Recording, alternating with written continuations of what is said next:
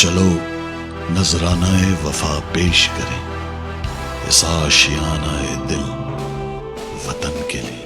जो देश के दर पे हुए अगियार की तरह, डट जाओ उनके सामने दीवार की तरह।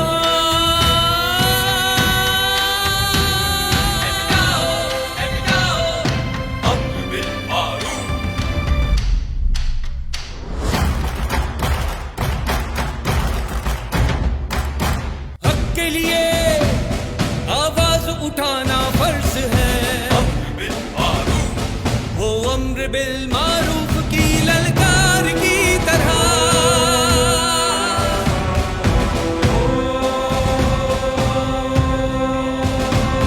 जब भी कभी ज़मीर के सौदे की बात हो,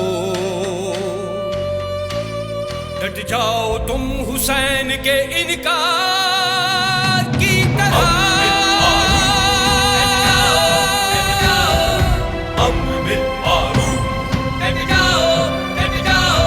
अमर बिल मारूफ पाकिस्तान तहरीक इंसाफ का तारीखी जलसा इंशाअल्लाह 27 मार्च इस्लामाबाद।